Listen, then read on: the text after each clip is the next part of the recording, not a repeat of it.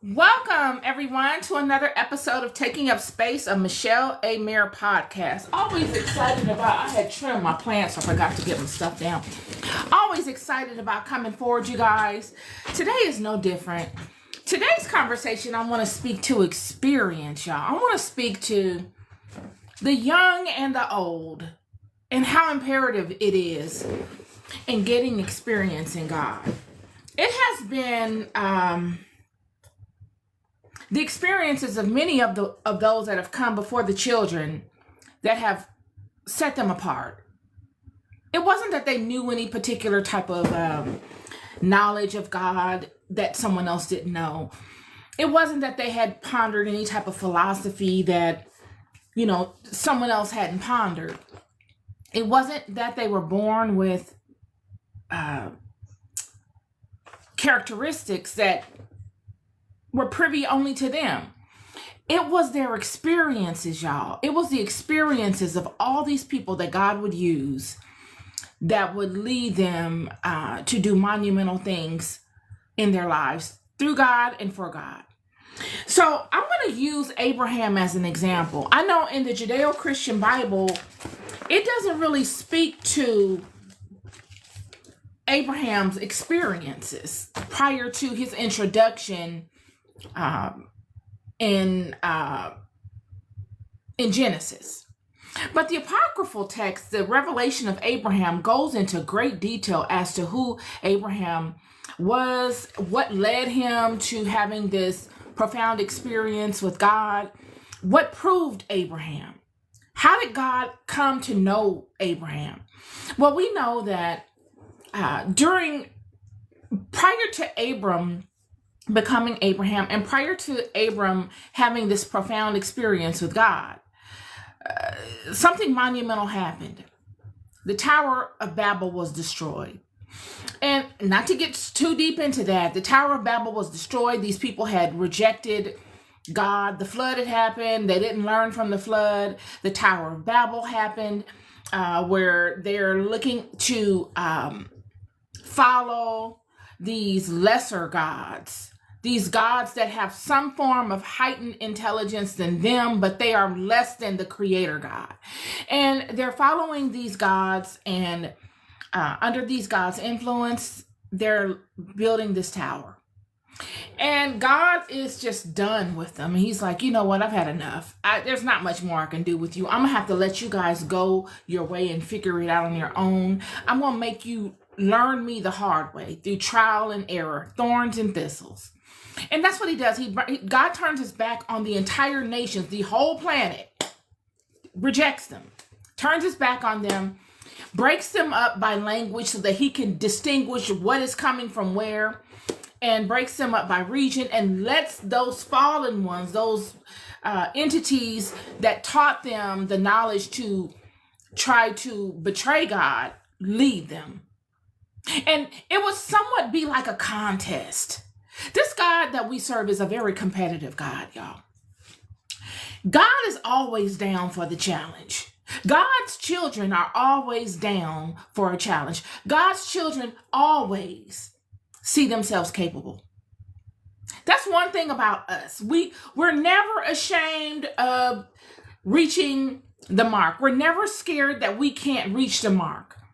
Any type of challenge that's presented to us, we know we're capable of reaching it. We're down for competing, or I don't want to say competing. We're down for showing and proving. And this is the God of Israel. So God turns his back on them. He makes it so that whatever type of activity springs forth from these people will be distinguished by the nations that they represent. No longer will the hand be hidden. Not that the hand was hidden anyway, but it'll be very clear to God and anyone else looking where all of this activity is coming from, because he's going to divide these people up. Everybody's going to have a different language. Everybody's going to be ruled by a different spiritual entity. And God is going to go and start something all new. And this is where Abraham comes on the scene, y'all. Welcome, everyone. This podcast is directed to experience, and I'm just speaking to the experiences that led Abraham on this monumental journey that he was led on. I've started off conveying how this happened. So now, nations are broken up. God is looking to do something completely new. Nobody knows what God is going to do. But God is looking, because all of us are God's creations, even those that God has turned his back on. He hasn't completely disregarded them. He has put them in time out. And Abraham comes on the scene because Abraham is searching for God. Abraham initially was an idolater. He worshiped idols. Literal idols like figurines. In ancient times, you all, we must understand how these people worshiped before this Hebraic house of Israel came into creation. Everybody on the planet was an idolater. Everybody. It was the form of worship. It was a primary form of worship after the flood.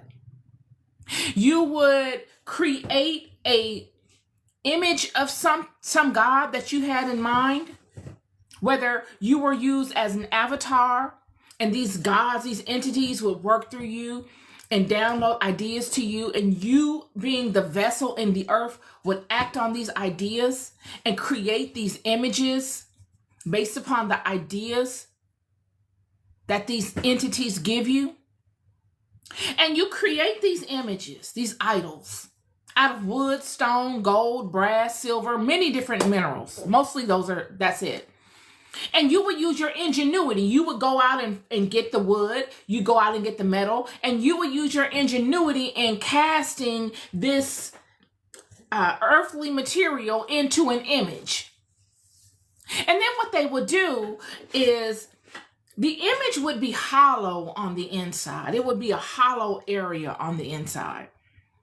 And this hollow area would house the spirit of the entity. So a formless body, because remember, prior to this, all of these entities were prevalent on the earth in a physical manifestation. Yet when God flooded the world, he flooded all of them. They were destroyed in the flood. They went from having a physical body to a non-physical body. So what God did essentially was take them from the physical world and being able to reproduce in the physical world to binding them and limiting them only to the non-physical. Because what we find in life is that nothing is ever destroyed. It just transforms states of being. And these fallen ones, once they were created and introduced, once they were able to mate with Eve and procreate, then they were welcome within this realm. They had made a home. They had came through a vessel, and they're legitimately born into this world. This was the big deal. And so God could not stop that form because it's already taken on a spiritual form and a physical form.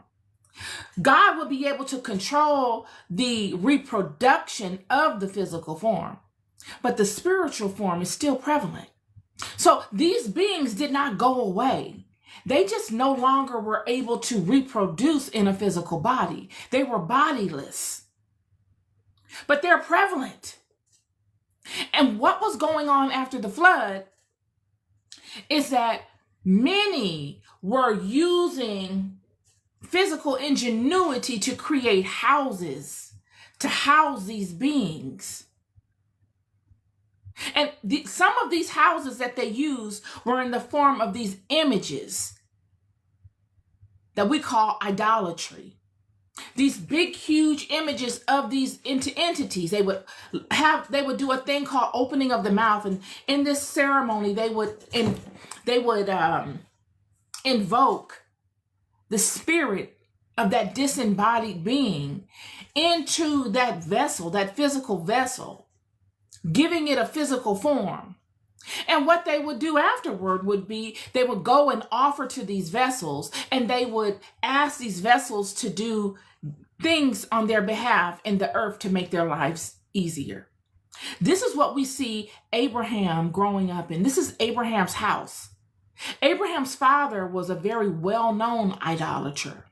He was the man that would make all of these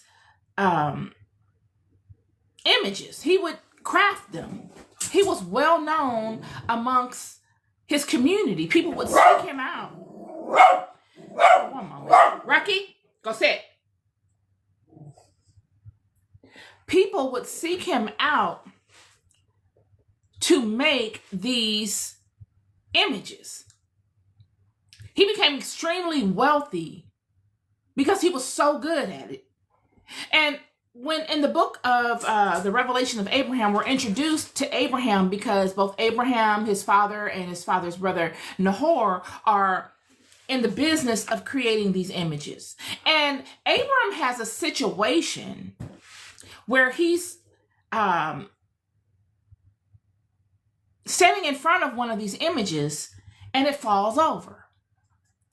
And it's so heavy that he's not able to lift it up by himself. So he calls his father, and his father comes, and it's not a big deal to his father. It's not, oh my God, this is a bad sign. It's not any of that. They lift this thing back up, and on its way being lifted up, the head of it falls off. And then his father says, go get me a saw. And in him going to get a saw, he goes and gets an additional piece of wood, and he begins carving a new body for this thing. And then in him carving a new body, he takes the head that fell off and puts the head on the new body and sits it back up. And he does all the things that he needs to do to take the spirit that's already bound to this thing out of that old thing and puts it in the new thing. It's very simple. It's not a big deal. And Abraham is looking like, this can't be, this is what we're worshiping? You mean to tell me that my father, the one that has the wherewithal to know what to do to put this God that we're worshiping back together, is bowing to this thing? If it were a God, why would it not be able to do it for itself? If this is the creator of the world, the entity that created all of this brilliance that we see, would it not know how to put itself back together? Would it need to be bound in such a vessel? Isn't this the creator of all of these materials that I'm using to bind this spirit in? These are the questions that Abram's having. And Abram would have monumental experiences just walking life and questioning all that he sees.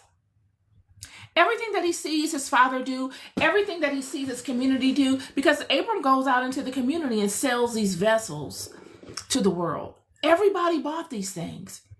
And he would see how they would break and how people would find ways of patching them back together. And he would see, wow, these vessels are really at the mercy of these people.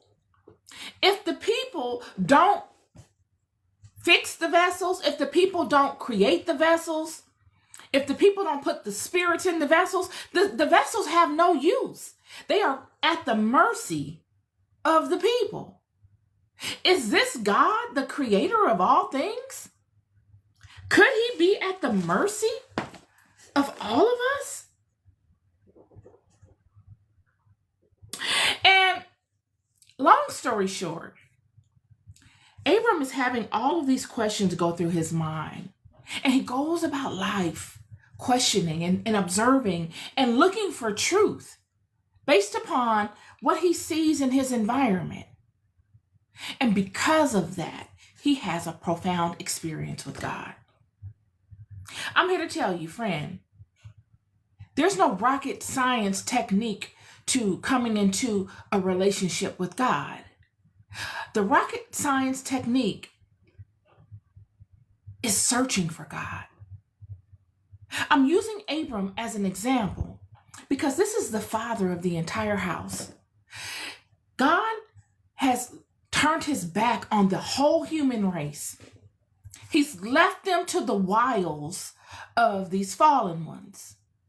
That's why all of this idol worship is going on. Babylon is significant because it was a turning point. God had flooded the world and shown his might, and now these people are still up to their own old tricks and falling at the feet of these lesser beings. So much so that they are worshiping idols. They're doing the will of the fallen ones. God cut off the portal in which the fallen ones can manifest in the physical reality. Yet they are still spirits. They're still prevalent. And their main desire, the highest desire of any entity on this planet, is to manifest in a physical form. And the highest form you can manifest in this physical world is in a human form. Being able to reason, being able to observe, being able to experience, being able to receive, and then being able to use all that you have internally, intelligently gotten and gathered together to use your physical faculties to manifest. There's nothing greater. The animal kingdom cannot even compare to it. They are limited. The human, man, son of God, man in general, is the highest expression of God in this world when aligned properly. It's the highest expression because you have within you all the tools, all within you. You are self-sufficient. And when aligned properly, all of your manifestations are righteous. They are godly because we are created in the image of God. So, this podcast episode was really to shine light on getting experience. It is important. I don't care if you're a teenager. I don't care if you are 80 years old. You should never stop learning. Always stay inquisitive. Look for God in every single thing that you do in your life. Because just as Abram will find that in Abram searching for God, God would find Abram. It's like sending out a signal into the world to catch God's attention. We see this with Moses at the burning bush. How does God interact with Moses at the burning bush? By way of what? An attention grabber. God needs your attention, friend. And God will force your attention. It's not that God needs you to please pay attention to me. We see with Moses at the burning bush. God will put an angel before you as a vessel, as a go-between. God can use anything as a go-between to grab your attention. And once he has your attention, you cannot deviate from paying attention. You don't have a choice. We see this with Moses at the burning bush when God comes upon Moses in a bush that's burning and not being consumed by the fire. What does that signify? It's something that is odd, an oddity. Something to perplex you mentally. You're looking at it like, what is this? Wonder. God comes upon you through wonder and fascination, friend. Same way with Abram. It would be Abram's wonder and fascination that would lead Abram to God. Abram is looking at all of his environment and he's wondering, is this really God? And it becomes a fascination. So much that it's his constant meditation because he's completely surrounded by it. The world had become this. Why? Because God had left the world to the children to follow these fallen ones because that's what they wanted to do. God had said, I won't destroy this world by flood again. I'm not going to do that again. And because I said that, I must stand on that. But that does not mean that I don't have other alternatives that I can utilize to get you where I need you to be, or even to punish you. And one of the alternatives would be to leave us to the wiles of all of the fallen ones that we decided to follow for whatever reasons. And in us following them, they've led us to all these strange things, idol worshiping, doing their will. How is idol worshiping their will? Because their fathers, their forefathers, and even these gods that these people were honoring could not manifest in a physical body. And they deeply desired to do so. So they convinced the people to allow them this luxury by giving them wisdom as it pertains to the fruit from that forbidden tree, that convoluted fruit. Yeah, this is the exchange. This is it. And God comes upon Abram. He says to Abram in chapter 9 of the Revelation of Abram, one of many things, but he says, because you have loved to search me out, I have named you my friend.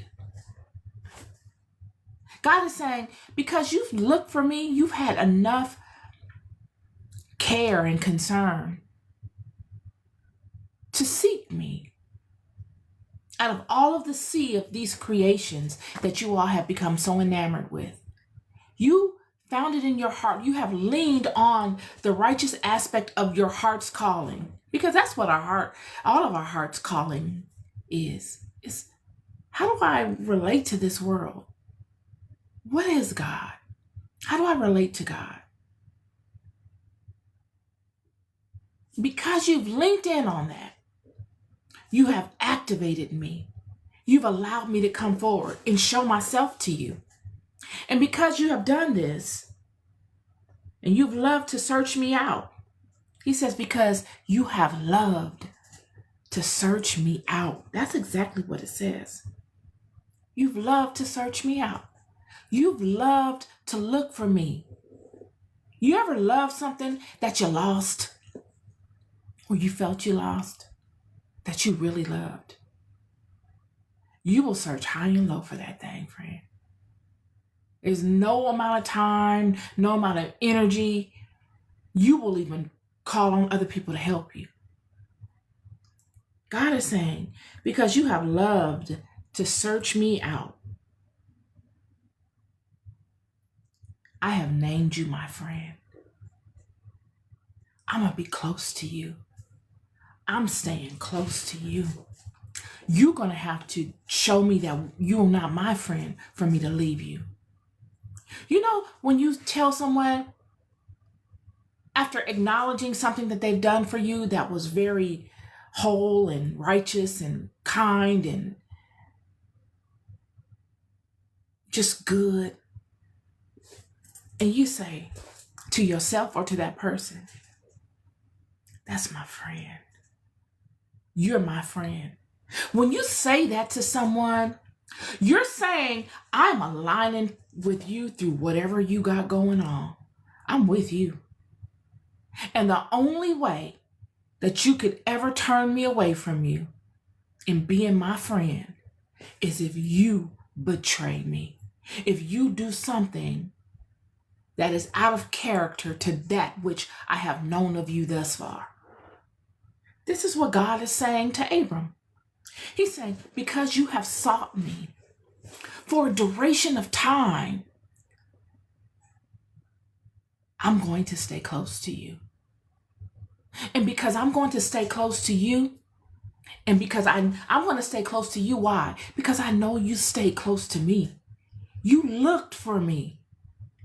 High and low, in all of your walks, you included me intentionally. I was going to be included anyway, but because you intentionally included me in every single step of your walk, me and you like this, we're intertwined. We are one.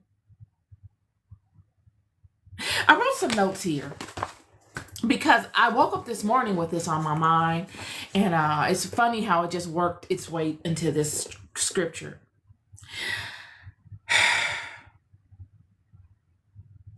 So I wrote, go and experience.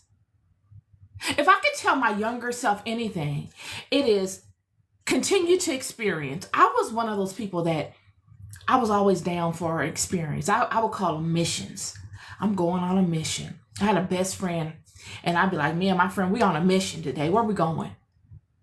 And in all of my interactions, I don't care what I was doing, friend, I would find a way to search for truth in those interactions. I would interact with people and not talk about regular stuff. I talk about philosophical stuff to regular people just to see what they think about things, God, nature, the world. I would read. I would walk the paths of life constantly looking for God, not in a holier than thou way. I was living a worldly life, but I kept my eyes peeled for supernatural things, synchronicities, new perspectives, new forms of thinking.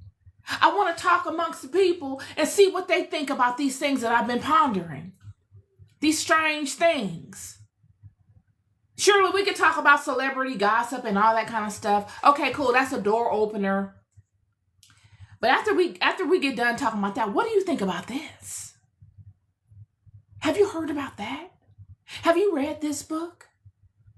I would go about my life looking for God in the most unassuming vessels, and I would find God, friend.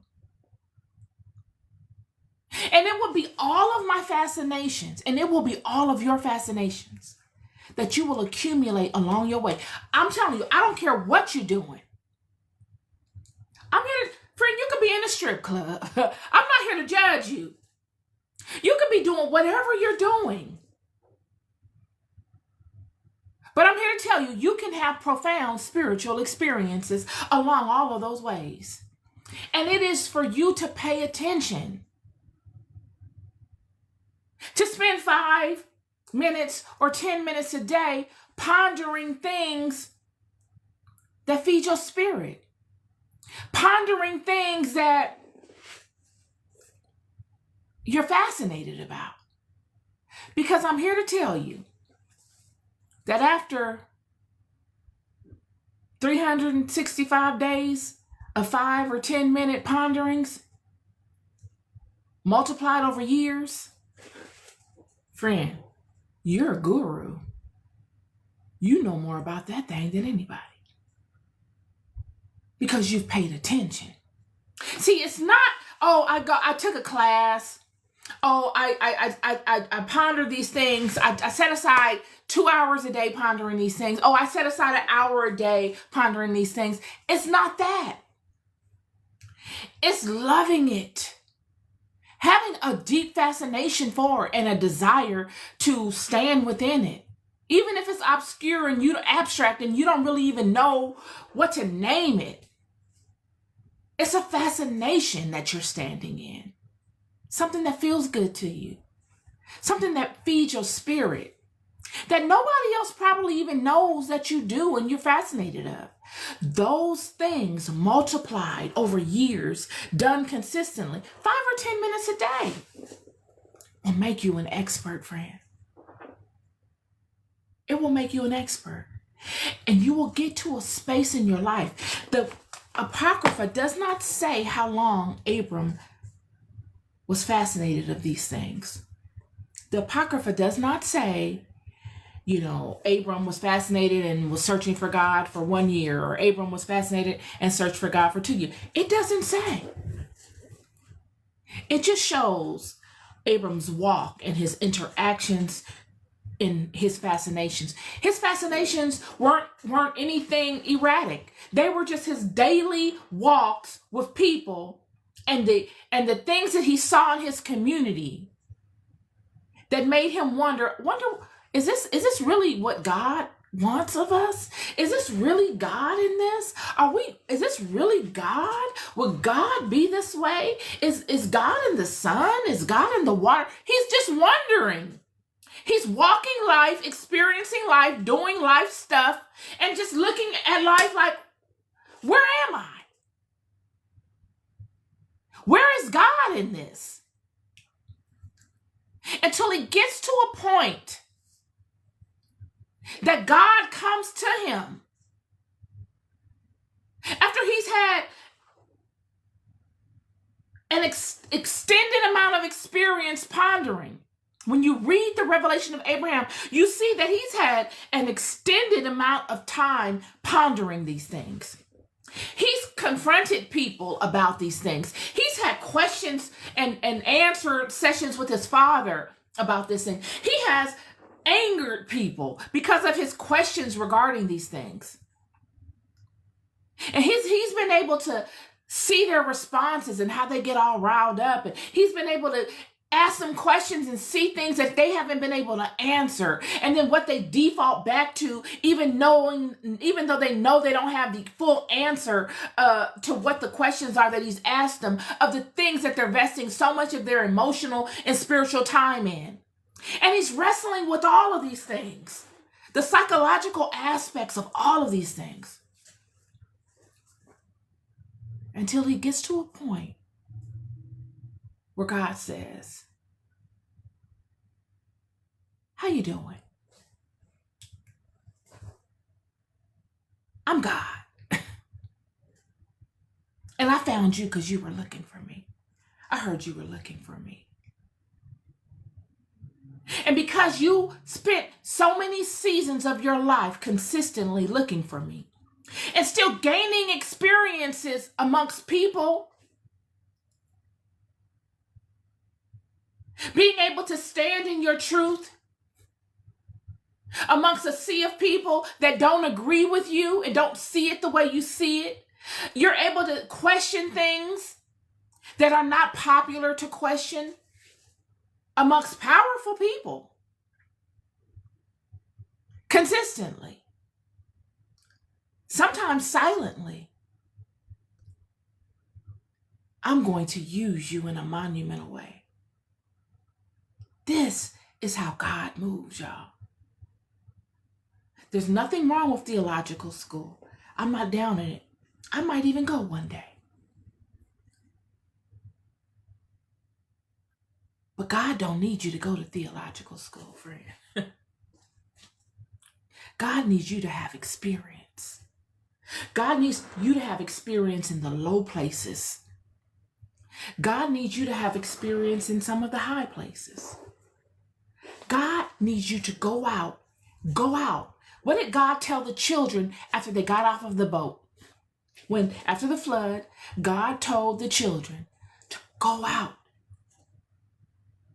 multiply, and subdue the world, subdue the land. Scatter yourselves. Go and experience. Don't be afraid of experiences. Do not. Sometimes you got to walk through hell. I need to know what it was like. Tell me what you experienced in hell, friend. What did you see? Who was there? How did they do it there? How did you get out of that? Go and experience.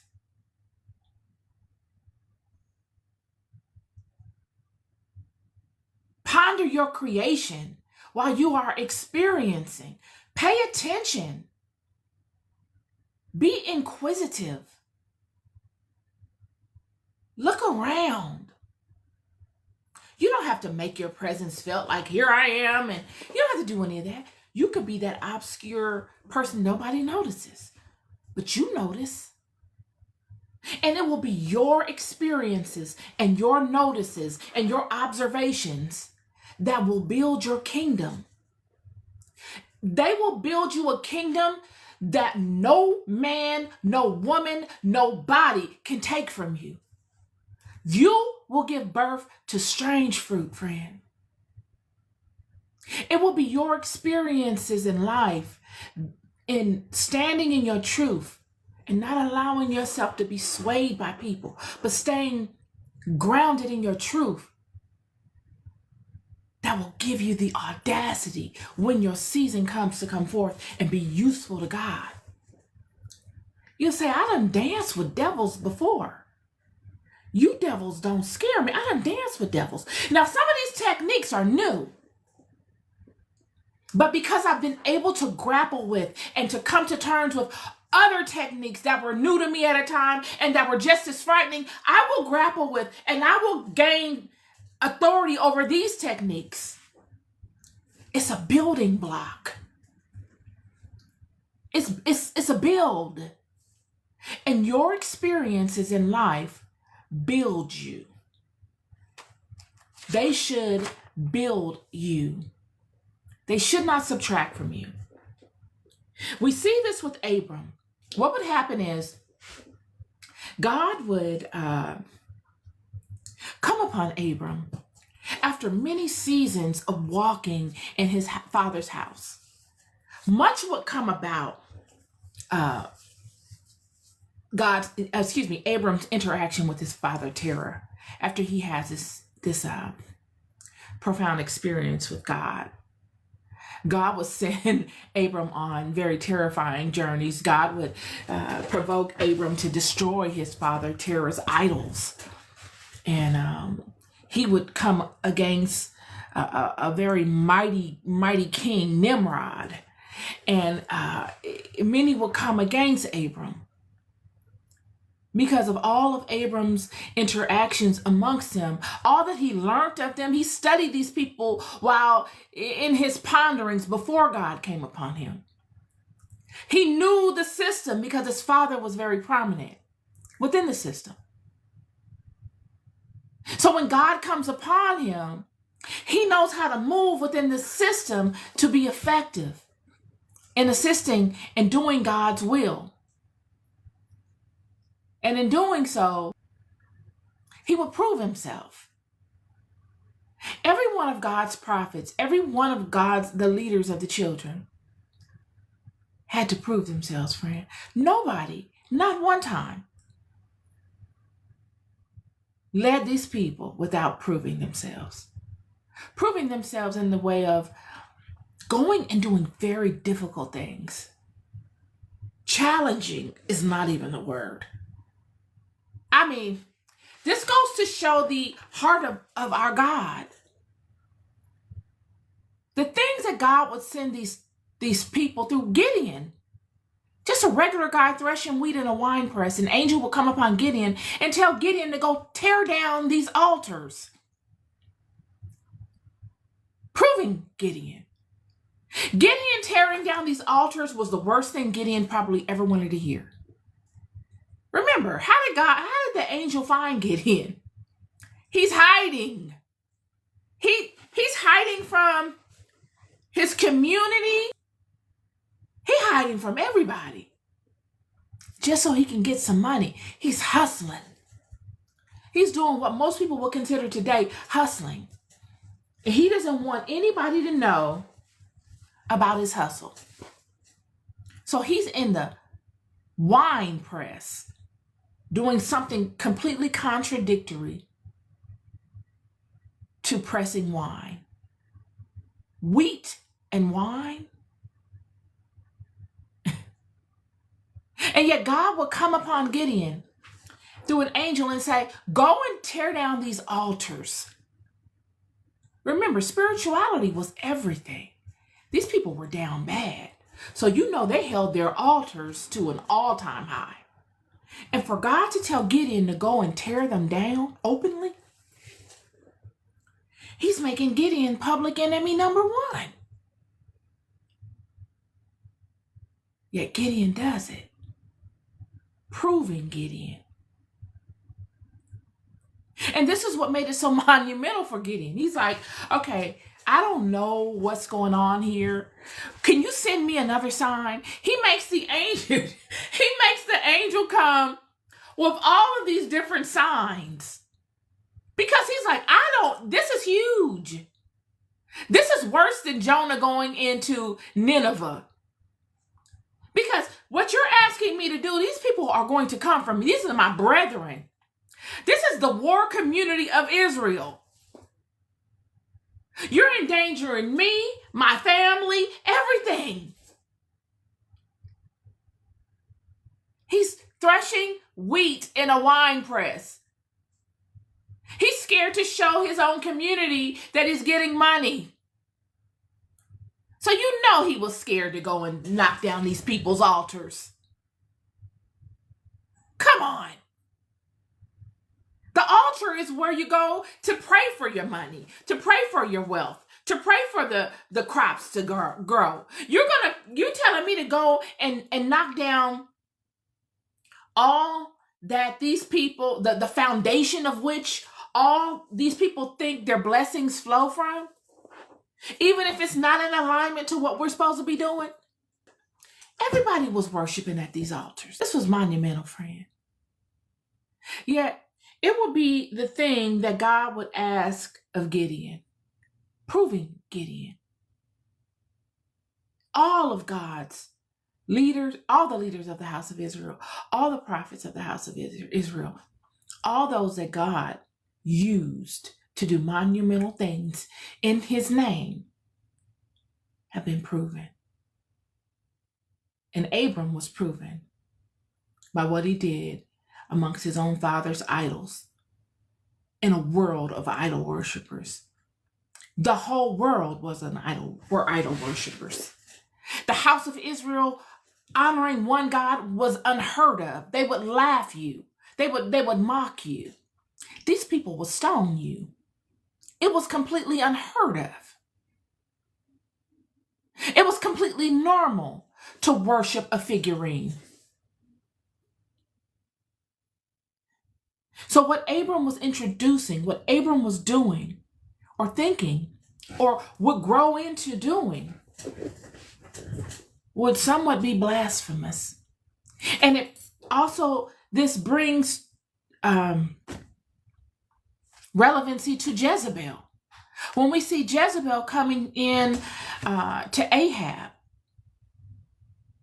marrying him and making this alliance with Ahab, we're looking at the world fighting to keep an old system intact. These people actually thought they were doing the right thing. We're looking at a Saul-Paul situation. We're constantly looking at these old states of mind fighting to keep themselves relevant. They don't understand. They're just as confused as the leaders of the house when encountering these angels. They don't know, is this of God or is this of the enemy? All of the prophets, all of the leaders, all of the leaders of the house of Israel did not know it was God in the beginning. Moses, when he sees the bush, he didn't know it at first if it was God. He's just mesmerized by this thing. And then it occurs to him. David, on the run from Saul, did not know if this was, what am I experiencing? Is God angry with me? Have I been forsaken? Why would God allow this? Joseph, Jacob, every last one of them has this moment. Everybody on this planet, whether the house of Israel or of the Gentile nations, had an experience in encountering God where they questioned, is this God or not? It's a wrestle. The Gentile nations, Jezebel, would wrestle with this question as well. Jezebel is stuck in the old way. This is the way that life was. And now you're coming with this new idea? This is blasphemy. You are blaspheming our system. What are you talking about? God didn't give me the memo of this one God ideology, friend. I don't know what this is. So we're going to fight tooth and nail to keep this old system intact. And you can't even be mad at it. It's that God does not give you the memo. They didn't get the memo. And they didn't get the memo because of things that happened before they were even born. Things that occurred before Jezebel was even born affects Jezebel. She being a part of what we consider the Gentile nations, really had nothing to do with her. She was a direct result of other people and their stuff. Yet God does not, I don't want to say he don't care, but it's not noteworthy. Never has it been. We don't see it noteworthy anywhere in Scripture of Jezebel's feelings. We don't see it noteworthy anywhere in Scripture of the children at the tower's feelings. It's not noteworthy. What is noteworthy is what God is doing through Israel.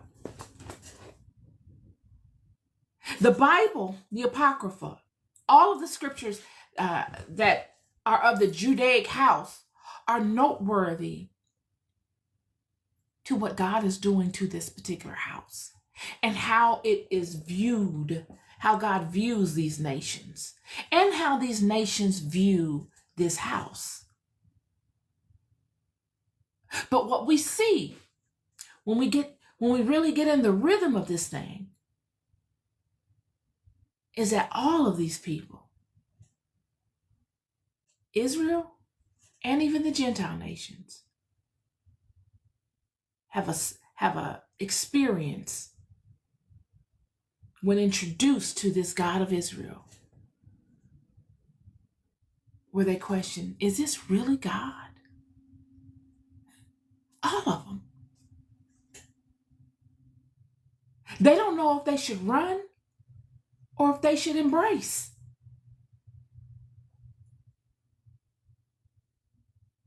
Abram would have these experiences as well.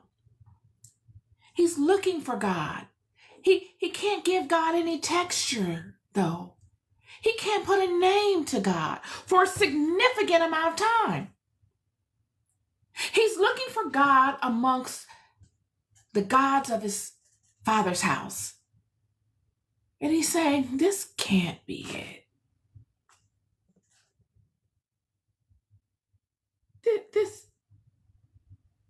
This can't be all there is. Chapter 7.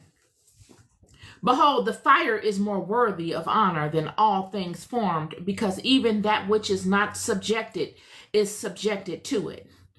And things easily perishable are mocked by its flames.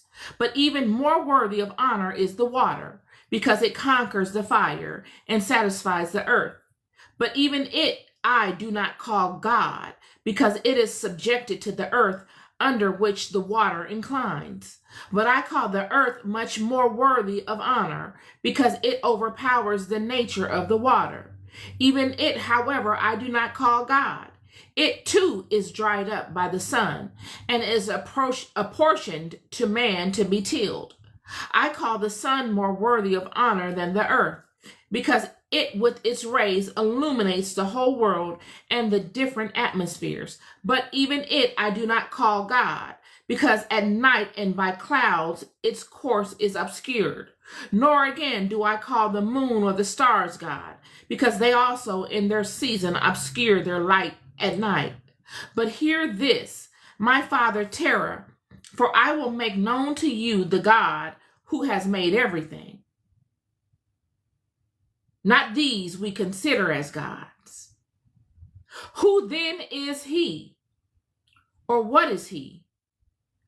who has crimsoned the heavens and made the sun golden and the moon lustrous, and with it the stars, and has made the earth dry in the midst of many waters, and set you in, and tested me in the confusion of my thoughts. Yet may God reveal himself to us through himself. He's saying,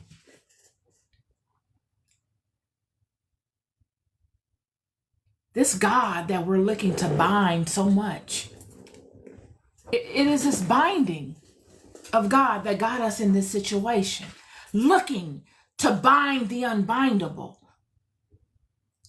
Abram is saying, this God is in everything. It's everywhere. It is within everything. Yet you can't bind it, but you find it in its highest state within you and me. Its highest state of being is within the aligned, activated one amongst us. This God being is a constant ascension, is a constant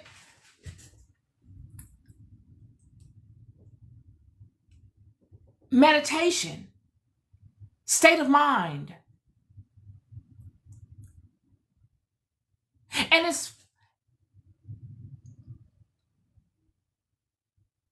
you attain states of it. It's endless.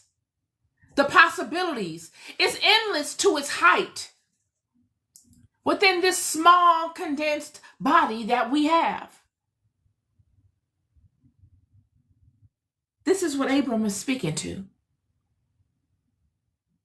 He's saying all these things that you're looking to capture and to put into one thing, all these different aspects are bindless. They're boundless. So to think that you could capture an aspect of it and bind it is foolish. It's futile. Why not stand in the acknowledgement of it? This is what Abram is saying. Why not ponder until it? Why not capture it in the mind? Befriend it. And in you befriending it, it befriends you. It would be after Abram would have this profound conversation with his father Terah that God would make himself known to Abram. It's as if Abram needed to speak these words into the ethereal world, to come into a knowing of it within himself and activate it and speak it.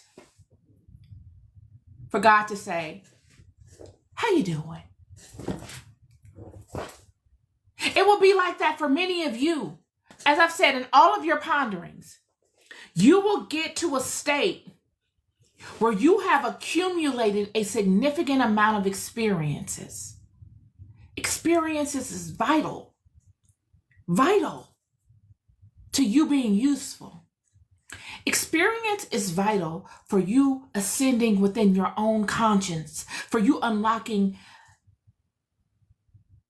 levels within your own mind of heightened consciousness, for you to come into knowing. Abram says, and he tested me in the confusion of my thoughts. It will be your experiences and your ponderings that will allow you to test yourself, to iron out the smooth edges, to be able to straighten out all of the wrinkles in your thinking, in your ponderings. But you must be inquisitive. You must go about life pondering these things. And you must go about life having activities, not being afraid, oh, God is going to not like me. God is going to hate me. God is going to punish me. God, go and inhabit the world. This is what God told these people. And this was their problem. They didn't do it. They congregated around the Tower of Babel. And in their congregations and in them not challenging their own selves and them feeding off of this group mentality, they went no further than that. And in that group mentality, it was a prime environment for the wicked one to prevail and lead them astray. They were afraid. They allowed fear to fester, and they bowed at the feet of fear, and they went no further than fear. Instead of doing what God told them to do, go out and inhabit the earth, multiply and be fruitful, they didn't do it. They didn't do that. And in not doing that, they suffered. They allowed themselves to stay within one state of being. They never grew. They never allowed the power of God to show in their lives. The power of God shows in your life through activity. God is an action-based God, friend. You got to get out there and get after it. It don't matter. Get out there and get after it. God did not tell them, go out there on a boat, only travel the land in the daytime. Don't go over here. God didn't say any of that. God said, go, inhabit this world and multiply, be fruitful. Honor the law of your heart and go and do your thing. And in you going and experiencing life, you will know me and I will know you. That is my word for y'all today on this beautiful, beautiful Tuesday.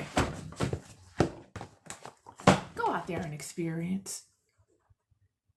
Because I'm here to tell you that there will come a time in your life where you will be able to testify to all your experiences.